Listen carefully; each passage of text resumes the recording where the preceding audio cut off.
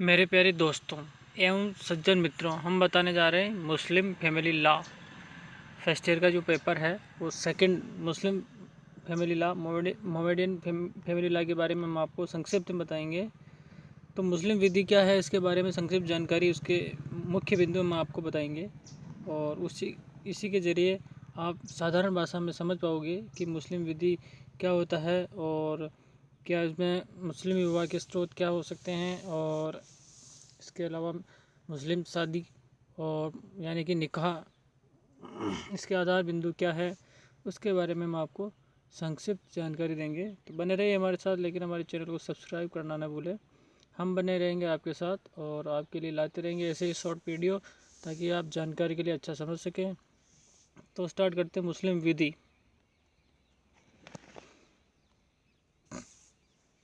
मुस्लिम विधि क्या है, इसका उद्भव कहाँ से हुआ है, इसके मुख्य स्रोत कौन कौन से हैं और इसके आधार बिंदु क्या है और मुख्य तत्व इसके अंदर क्या क्या आ सकते हैं, उसके बारे में हम आपको बताएंगे। Muslim family law. इस्लाम के आविर्भाव के साथ ही महिलाओं की स्थितियों में सुधार हो गया। जैसे जैसे आविर्भाव हुआ इस्लाम धर्म का, और महिलाओं की जो स्थितियाँ पहले जो दयनीय थी, पहले इस्लाम में बहु पत्नी प्रथा प्रचलित थी, लेकिन जैसे जैसे उभयोदय हुआ और महिलाओं की दशा में परिवर्तन हुआ है। असमित बहुपत्नी प्रथा पहले प्रचलित थी। एक ही समय में अधिकतम 4 पत्नियों की अनुमति दी गई थी। एक ही समय में अधिकतम 4 पत्नियां रख सकते थे पहले। और इसके मुख्य बिंदु ये है कि इस्लाम विरोधियों से काफ़ी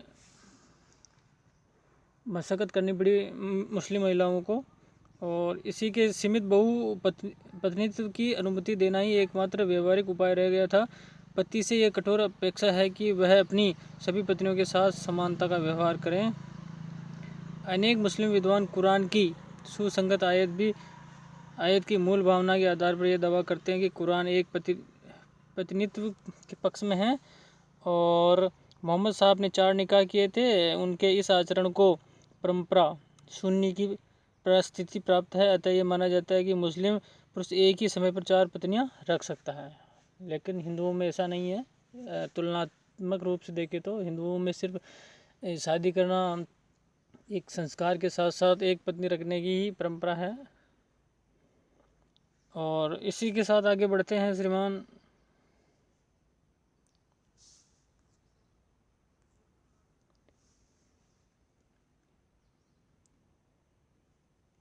प्रगतिशील मुस्लिम एक पत्नीत्व में ही विश्वास करते हैं। 5% से भी कम मुस्लिम पुरुष 2 या अधिक पत्नियां रखे हुए हैं। हम साधारण भाषा में इसकी परिभाषा बता देते हैं आपको। मुस्लिम विधि के तहत निकाह, मुस्लिमों में विवाह शुद्ध रूप से एक संविदा है। मुस्लिमों में विवाह एक शुद्ध रूप से संविदा है, ये कोई संस्कार नहीं है। जबकि तुलनात्मक रूप से देखा जाए तो हिंदुओं में एक संस्कार है ये। वैदिक शब्दावली में निकाह से एक ऐसी संविदा का बोध होता है जो संतानोत्पत्ति को वैधानिकता प्रदान करने के लिए की जाती है। वैदिक शब्दावली में निकाह से एक ऐसी संविदा का बोध होता है। निकाह एक जो संविदा है, तो उससे ये चीज़ ज्ञात होती है कि जो संतानोत्पत्ति को वैधानिकता प्रदान करने के लिए की जाती है। हिदायत के अनुसार बताया गया है ये। मुस्लिम विवाह में निम्नलिखित संविदीय तत्व विद्यमान है। मुस्लिम विवाह निकाह होता है जिसमें संविदा के मुख्य तत्व कौन कौन से, उसके बारे में आपको, संविदात्मक जो तत्व हैं उनके बारे में हम आपको बताएंगे। तो संक्षिप्त रूप से बताते हैं कि पहला जो बिंदु है, सक्षम पक्ष होना चाहिए, यानी कि सक्षम पक्ष हो, संविदा दोनों पक्ष सक्षम होने चाहिए। दूसरा बिंदु, स्वतंत्र सहमति होनी चाहिए, यानी कि इधर भी सहमति, उधर पक्ष और विपक्ष दोनों की सहमति होनी चाहिए। बिंदु 3 है प्रतिफल। इसके अंदर जो प्रतिफल दिया जाता है एज ए मेहर के रूप में, और क्या दोनों के आधार पर प्रतिफल का निर्धारण किया जाता है। बिंदु 4 पारस्परिक आभार तय किया जाता है। और बिंदु 5 में प्रस्तावना तथा प्रतिग्रहण का मुख्य बिंदु है इसमें। फिर बिंदु 6 है विवाह बैंक की स्थिति में पक्षकारों के अधिकार एवं कर्तव्यों का विनियमन करना। अगर विवाह भंग हो जाता है तो दोनों के अधिकार बनते हैं कि भाई ये मेहर की राशि आपको देना पड़ेगा, ये अन्य शर्तें जो तय होती है जो संविदा में होती, वैसे ही इसके अंदर संविदा भंग होने पर जो शर्तें लागू होती है वो सभी लागू इसमें की जा सकती है। और औपचारिकताएं, जो मुख्य औपचारिकताएं हैं, जो कानूनी कार्रवाई है, सामाजिक तत्व लेवल पे हैं और इसके अलावा भी पारिवारिक लेवल पे, ये सब औपचारिकताएं पूरी करनी पड़ेगी। उपरोक्त से स्पष्ट है कि सारतः मुस्लिम विवाह एक संविदा है। इन सातों बिंदुओं से ऐसा पता चलता है। इसके अलावा बहुत सारे विद्वानों के अनुसार अलग अलग बिंदु निर्धारित किए गए हैं, तो इससे यह संविदा का रूप लेता है। और मुस्लिम विवाह की प्राकृतिक समृद्धि है, किंतु उसके सामाजिक एवं धार्मिक पक्ष भी प्रमुख रूप से इसमें होते हैं। उसके संदर्भ में हम तुलनात्मक निर्धारण भी बताने जा रहे हैं, जिससे आप हिंदू और मुस्लिम विवाह का डिफरेंस कर सकते हो। प्रमुख सामाजिक पक्ष निम्नलिखित हो सकते हैं। इसमें पहला है, निकाह की वैधता हेतु प्रतिफल आवश्यक है। यदि प्रतिफल नियत भी नहीं होता है तो भी पत्नी उचित मेहर की अधिकारिणी है। यह मेहर प्रेम, स्नेह तथा सम्मान का प्रतीक। मेहर जो है प्रेम, स्नेह, स्वभाव, सद्भाव का प्रतीक है। यह पति की स्वेच्छा चाहिता पर अंकुश भी है। यह दूर दिनों में काम आने वाला धन, यानी कि मुसीबत में पत्नी अगर फंस जाती है, पति छोड़ के चला जाता है या कहीं और चला जाता है, स्वेच्छा से और कुछ निर्धारण कर लेता है, तो उस वक्त पत्नी की हेल्प के लिए यह मेहर की राशि होती है। कोई व्यक्ति कितनी ही सुविधाएं कर सकता है, किंतु मुस्लिम पुरुष केवल 4 निकाह एक ही समय में कर सकता है। मुस्लिम महिला एक ही समय पर एक निकाह कर सकती है। मुस्लिम महिला सिर्फ एक ही निकाह कर सकती है एक समय में, और जबकि पुरुष एक समय में 4 निकाह कर सकते हैं। बिंदु 4 में आ जाते हैं। संविदा माता पिता, भाई बहन तथा संतानों के बीच हो सकती है। संविदा माता पिता, भाई बहन, संतानों के बीच हो सकती है, किंतु उनके मध्य निकाह नहीं हो सकता है। निकाह का जो डिफाइन किया है, संविदा माता पिता, भाई बहन, संतानों के बीच हो सकती है, किंतु उनके मध्य निकाह नहीं हो सकता है। बिंदु 4,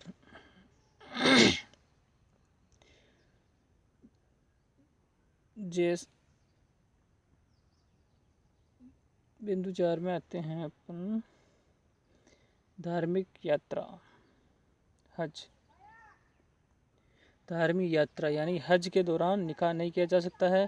शिया विधि सामान्य संविदा की जा सकती है, सामान्य संविदा की जा सकती है, लेकिन इस दौरान निकाह नहीं किया जा सकता है। उपरोक्त से स्पष्ट है कि निकाह शुद्ध सिविल संविदा से भिन्न है।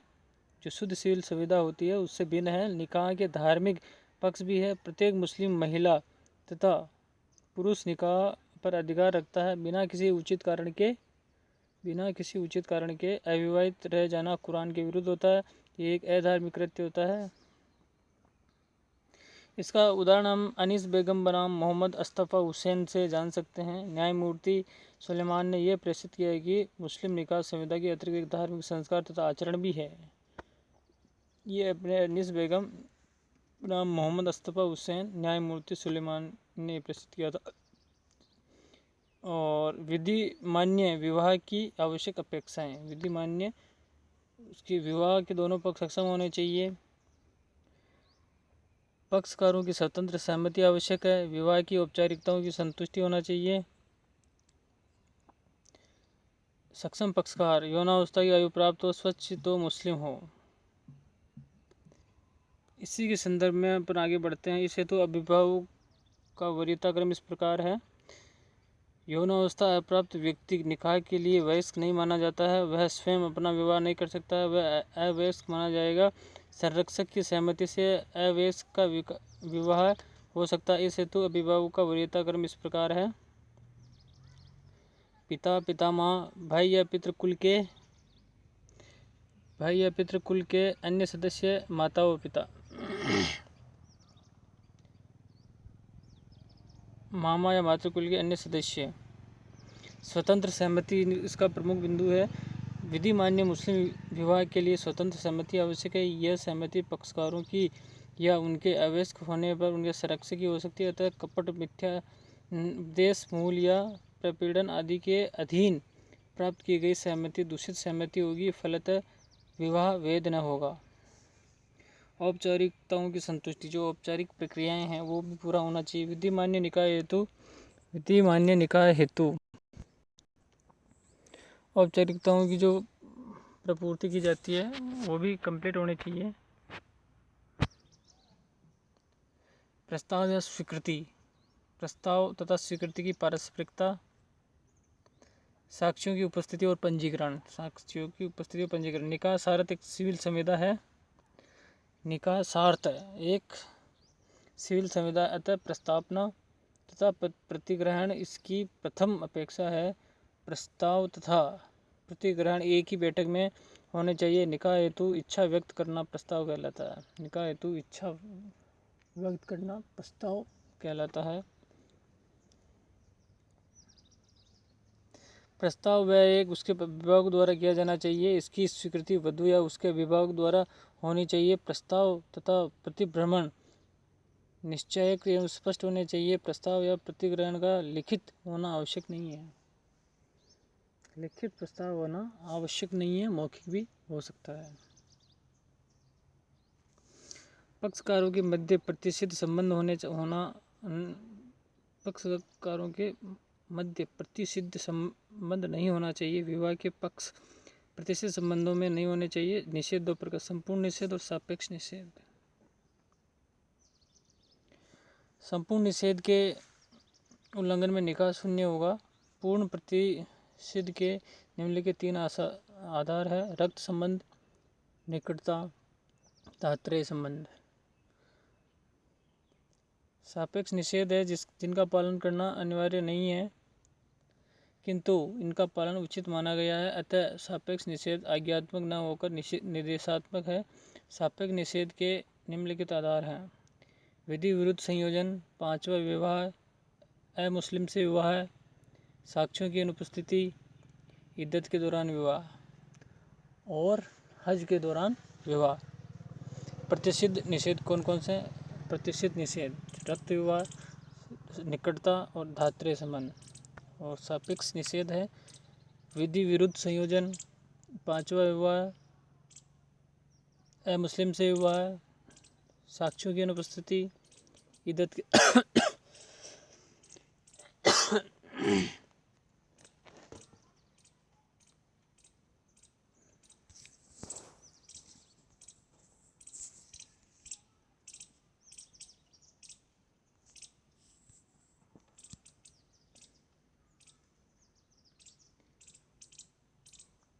निकटता, तात्पर्य संबंध और सापेक्ष संबंध का जो हमने आपको बताया है मुख्य बिंदु। प्रतिषिद्ध संबंध बिल्कुल भी प्रतिषिद्ध है, जिसके अंदर पूर्ण प्रतिषिद्ध और सापेक्ष प्रतिषेध। रक्त संबंध, निकटता और धात्रेय। रक्त संबंध, निकटता और धात्रेय और सापेक्ष संबंध विधि विरुद्ध, आयु पूर्ण न करना और सहमति के विरुद्ध, जबरदस्ती, अमुस्लिम से विवाह, साक्ष्यों की अनुपस्थिति और औपचारिकताओं की पूर्ति।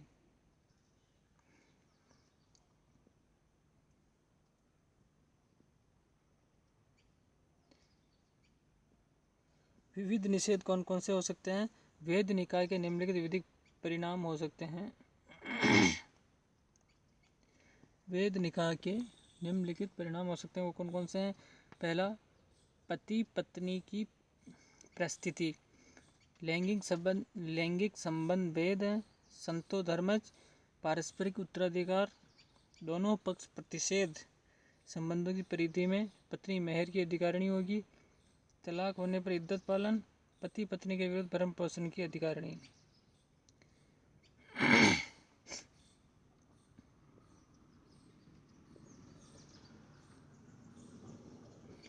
ख्यार उल वुजूब, यौवनावस्था का विकल्प, अवयस्क मुस्लिम का विवाह उसके संरक्षक द्वारा किया जा सकता है। सुन्नी विधि वरीयता के क्रम में निम्नलिखित संरक्षकों को मान्यता है: पिता और पितामह, भाई या पितृकुल के अन्य सदस्य, माता मामा या मातृकुल के अन्य सदस्य। यानी कि अवयस्क विवाह किया जा सकता है संरक्षकों की उपस्थिति में।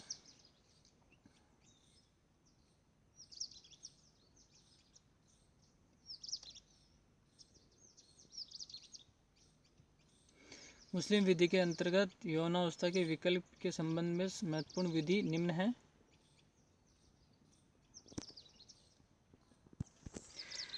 महत्वपूर्ण विधि के संबंध में हम आपको बताने जा रहे हैं। पहला बिंदु, पिता या पितामह द्वारा कराए गए निकाह में यौनावस्था का विकल्प नहीं होता है। ऐसा विवाह अवैध पर बंधनकारी होता है, बशर्ते ऐसा विवाह कपटपूर्वक या असावधानीपूर्वक न कराया गया हो।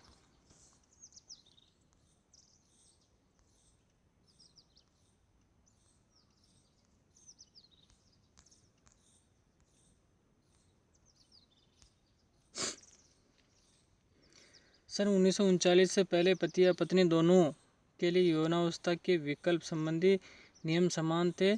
सन 1939 में मुस्लिम विवाह विच्छेद अधिनियम पारित किया गया। इसके द्वारा मुस्लिम पत्नी अधिकार बढ़ गया।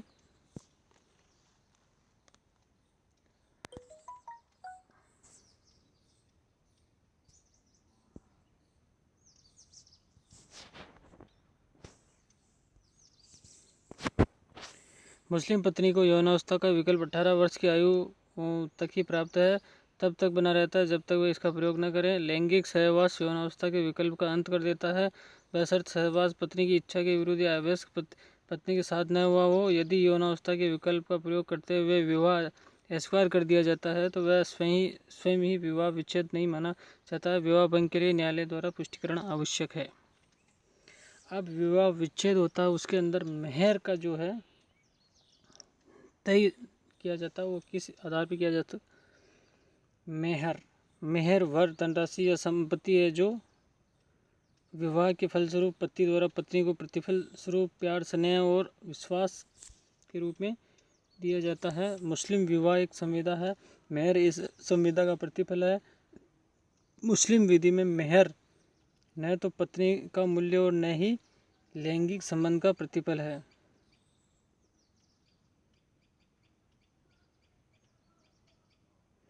मेहर का उल्लेख अनिवार्य नहीं है, किंतु बिना मेहर के कोई विवाह नहीं हो सकता। अतः मेहर वैवाहिक परिस्थिति की अनिवार्य शर्त है। मेहर की वैवाहिक उपयोगिता भी है। यह दूर दिन में काम आने वाला धन है। यह पति के तलाक के अप्रतिबंधित अधिकार पर भी एक अंकुश भी है। मेहर की परिभाषा। अब्दुल कादिर बनाम सलीमा के प्रकरण में न्यायमूर्ति महमूद ने मेहर को निम्नवत परिभाषित किया है।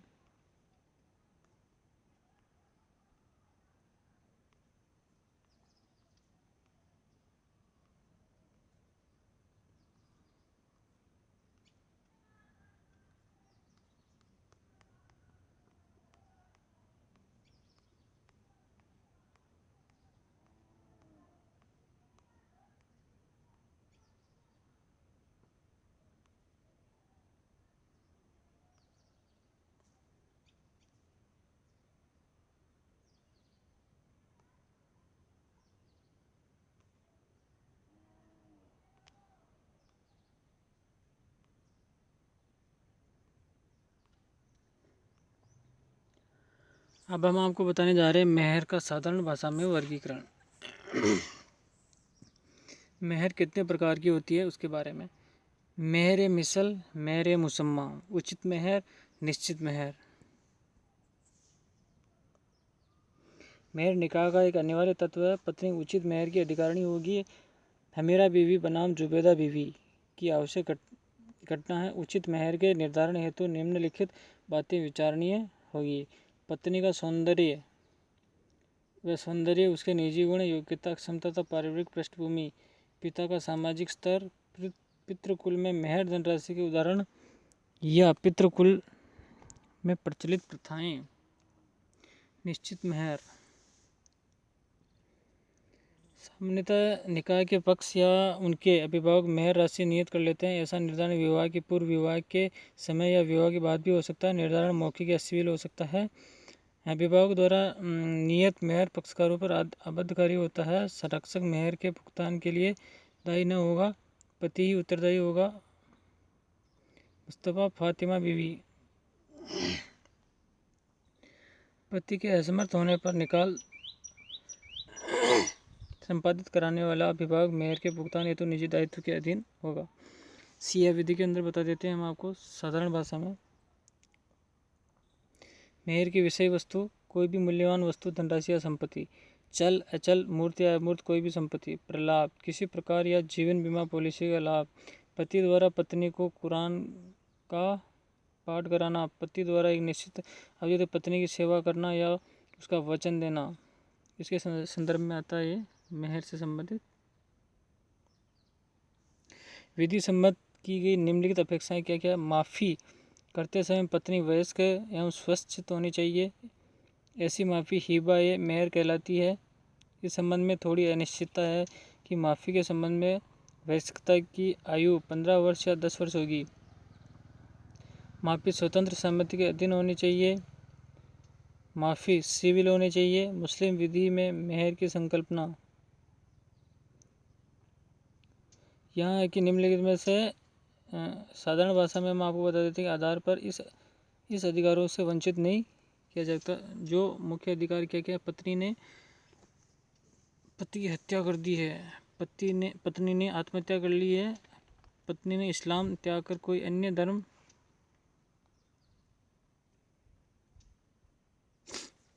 ग्रहण कर लिया है।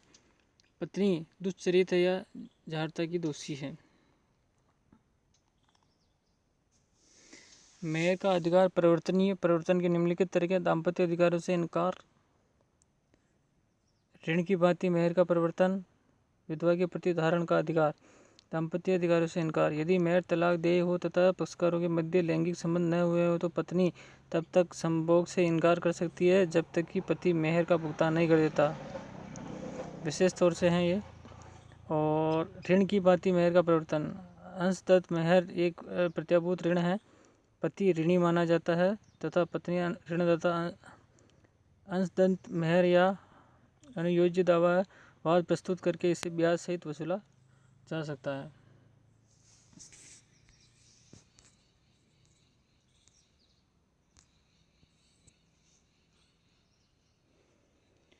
विधवा का प्रतिधारण का अधिकार। जहाँ पत्नी पति के जीवन काल में पति की स्वतंत्र सहमति से अपने असंतत मेहर के एवज में पति की किसी संपत्ति का पर काबिज हो जाती है, वहाँ पति की मृत्यु हो जाने पर वह इस संपत्ति पर तब तक कब्जा बनाए रख सकेगी जब तक कि अंशतः मेहर का भुगतान नहीं हो जाता है।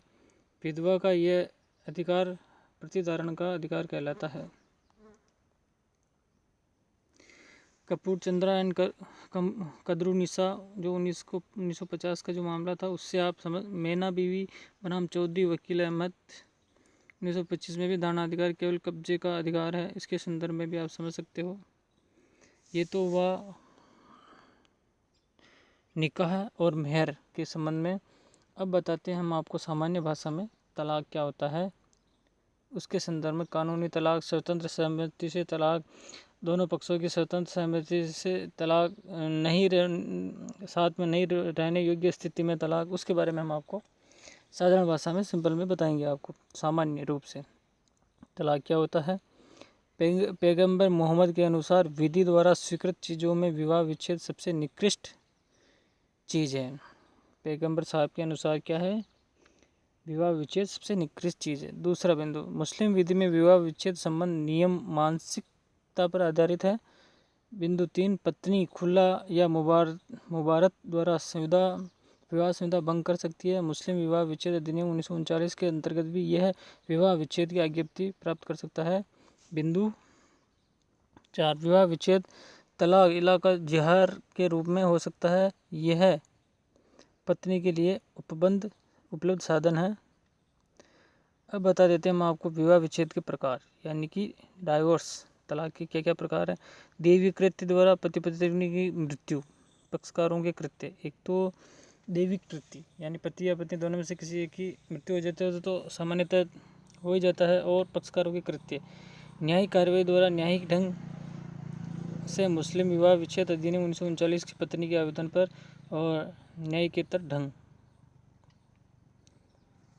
साधारण भाषा में हम देख सकते हैं कि न्यायिकेतर ढंग से 1939 पत्नी के आवेदन पर और या न्यायिकेतर ढंग से इसमें पति द्वारा, पारस्परिक सहमति द्वारा, पत्नी द्वारा। और इसमें तलाक का जो है दूसरा रूप है तलाक उल सुन्नत, तलाक उल विद्दत। तलाक उल सुन्नत के बारे में हम आपको इसके किस प्रकार से हो सकते हैं। तलाक एहसन, तलाक हसन, तलाक उल विद्दत, तलाक उल फ़ैन, ये तलाक के दूसरे प्रारूप में हैं। वैध तलाक की अपेक्षाएं, अगर वैध तलाक अगर करना है तो उसके अंदर क्या क्या आधारभूत है, तो स्वस्थ चित्त होना चाहिए, आपसी सहमति होनी चाहिए और स्वतंत्र सहमति होनी चाहिए और औपचारिकताएं तलाक के सब स्पष्ट होने चाहिए। तलाक के सब 4 बिंदु सक्षमता।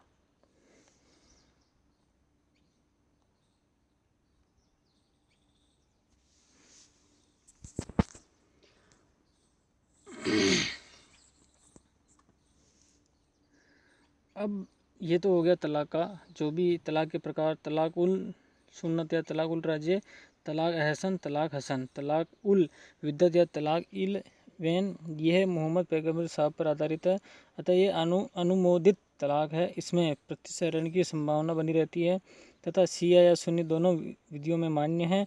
तलाक अहसन और तलाक अहसन सर्वश्रेष्ठ प्रकार का तलाक है। इसमें तलाक शब्द केवल एक बार उच्चारित करना होता है, दोनों पक्षों के मध्य समझौता का अवसर बना रहता है। तलाक हसन में तलाक शब्द की 3 बार उच्चारित करना होता है, यह भी प्रतिसरण योग्य है। तलाक अहसन के लिए पति पत्नी के तुहर काल। तलाक अहसन और हसन, अहसन और हसन। अब बता देते हैं हम आपको उत्तराधिकार और विरासत कैसे, वर्षित और निर्वर्षित के मुख्य बिंदु क्या क्या हैं उसके बारे में हम आपको बताएंगे। निर्वर्षित उत्तराधिकार को विरासत भी कहते हैं। मृतक की संपदा में से उसके अंतिम संस्कार या ऋणों को भुगतान तथा वसीयतदारों का भुगतान कर देने के पश्चात मृतक की अवशिष्ट संपदा दाय योग्य संपत्ति कहलाती है। उत्तराधिकार विषयक मुस्लिम विधि की अति मुख्य विशेषताएं निम्नलिखित है। मुस्लिम विधि उत्तराधिकारियों के अंश नियत करती है। उत्तराधिकार के सामान्य सिद्धांत क्या क्या हो सकते हैं उसके बारे में हम आपको बताएंगे। Simple principles of the succession. और पहला, अचल अचल मूर्त अमूर्त सभी संपत्ति दाय योग्य हैं। शिया विधि में संतान विहीन विधवा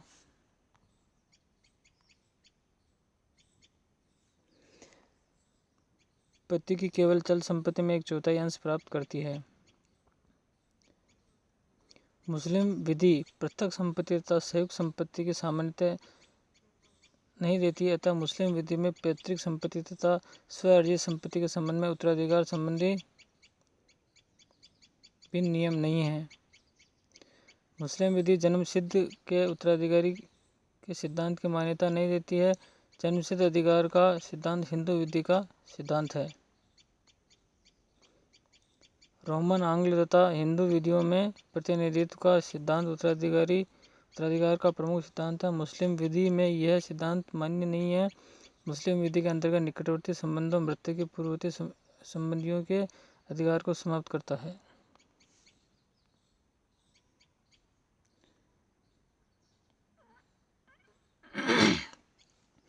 कुरानी उत्तराधिकारी अंश द्वारा नियत है। ये इन उत्तराधिकारियों को किसी भी स्थिति में न तो इन्हें उत्तराधिकारियों की श्रेणी में से हटाया जा सकता है और न ही इन अंशों को परिवर्तन किया जा सकता। उत्तराधिकारी कौन कौन से हो सकते हैं मुस्लिम विधि में? मुख्य वर्ग और द्वितीय वर्ग। मुख्य वर्ग में कुरान उत्तराधिकारी के अंशधारी, अवशिष्ट ग्राही, पूर्ववर्ती संबंधी। द्वितीय, संविदा द्वारा उत्तराधिकार, अभिस्वीकृत संबंधी, सर्वत्र वसीयत और राज्य के हिसाब से। प्रथम वर्ग के उत्तराधिकारी अंशधारियों और कुरानी उत्तराधिकारियों के मध्य अंश का वितरण, पति का अंश, पत्नी का, पिता का और वास्तविक पितामह का। इसमें अलग अलग डिफिनेशन, अलग अलग भाग है, प्रभाग है। 1/6, 1/8, 1/4, 1/2। संतान या पुत्री की 1/2, संतान या पुत्री की संतान की उपस्थिति में 1/4। पत्नी 1/8, संतान या संतान की अनुपस्थिति में 1/8, संतान या पुत्र की संतान की उपस्थिति में। पिता का अंश 1/6, संतान या पुत्र की संतान की उपस्थिति में। माता का अंश, पिता का अंश समपार्श्विक पिता के वंशज होते हैं। समपार्श्विक में निम्नलिखित विशेष संदर्भ योग्य हैं: सगा भाई, सगी बहन, सरक्त भाई, सरक्त बहन, सगा चाचा, समस्त चाचा, सगे चाचा का पुत्र, समस्त चाचा का पुत्र, सगे चाचा के पुत्र का पुत्र, समस्त चाचा के पुत्र के पुत्र, ये उत्तराधिकारी बन सकते हैं। सबसे पहले मैं आपको बताएं सुन्नी और शिया विधि में उत्तराधिकारी शिया सुन्नी विधि में भेद क्या करते हैं, उनके बारे में हम आपको बताने जा रहे हैं। सुन्नी विधि और शिया विधि में बताएंगे आपको। पहला, संतान सुन्नी विधि, संतान विहीन विधवा अपने मृत पति की चलाचल दोनों संपत्तियों में उत्तराधिकार रखती है। संतान विहीन विधवा अपने मृत पति की स्थावर संपत्ति में उत्तराधिकार प्राप्त नहीं करती है। दूसरा बिंदु, अवैध संतान माता की संपत्ति में उत्तराधिकार प्राप्त करती है। अवैध संतान माता पिता की किसी भी उत्तराधिकार प्राप्त नहीं कर सकती है। हत्या, मृत्यु कारित करने वाला व्यक्ति मृत्यु की समाप्ति में उत्तराधिकारी से सदैव वंचित रहता है। भूलवश या दुर्घटनावश मृत्यु कारित करने वाला उत्तराधिकारी उत्तराधिकार योग्य होगा। बिंदु 5, ऑल के सिद्धांत के अंतर्गत सभी उत्तराधिकारियों के अंशों से आनुपातिक कटौती की जाती है और शिया विधि में अतिरिक्त अंश की कटौती पुत्री या बहन के अंश से की जाती है।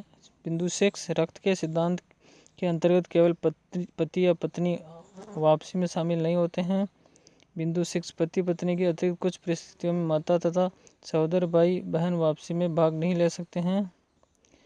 ज्येष्ठाधिकार मान्य नहीं है, सीमित रूप से मान्य है। मृत पिता की अंगूठी, तलवार, वस्त्र तथा कुरान की प्रति एकमात्र उत्तराधिकारी ज्येष्ठ पुत्री होगा। अंगूठी, तलवार, वस्त्र तथा कुरान की प्रति एकमात्र उत्तराधिकारी ज्येष्ठ पुत्री होगा। प्रतिनिधित्व का सिद्धांत मान्य नहीं है, प्रतिनिधित्व का सिद्धांत मान्य है। बिंदु 9 में मृतक के पिता तथा एक पुत्री छोड़ जाने पर अवशेष संपदा पिता की प्राप्त होगी। ऐसे दशा में अवशेष संपदा सभी अंशधारियों के अंश में शामिल हो जाती है। अपवर्जन का नियम केवल पितृबंधु उत्तराधिकारियों पर लागू होता है, सभी उत्तराधिकारियों के संबंध में लागू नहीं होता है। शिया विधि में अब हिबा और दान, गिफ्ट। सामान्य दान संपत्ति के स्वामित्व का अप्रतिफल अंतरण।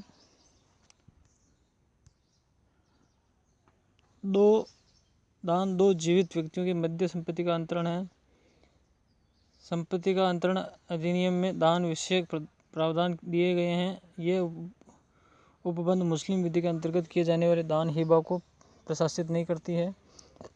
संपत्ति अंतरण अधिनियम बीबी मनीरन बनाम मोहम्मद इसाक 1963 पटना हिबा पर टीपीए पर लागू न होना संवैधानिक है। विधि मान्य हिबा की आवश्यक शर्तें: दान की घोषणा, दान की स्वीकृति, दान की संपत्ति के कब्जे का परिधान।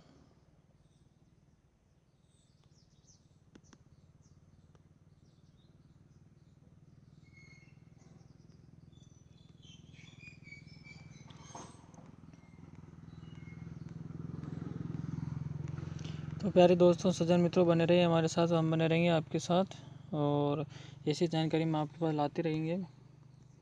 अभी जो हमने वीडियो बनाया है केवल ओरलिटी बनाया है, टेक्स्ट आपको नहीं दिखाया है। टेक्स्ट के लिए हमारा दूसरा वीडियो देख सकते हो। थैंक यू दोस्तों, बने रहिए हमारे साथ और सब्सक्राइब करना ना भूलें।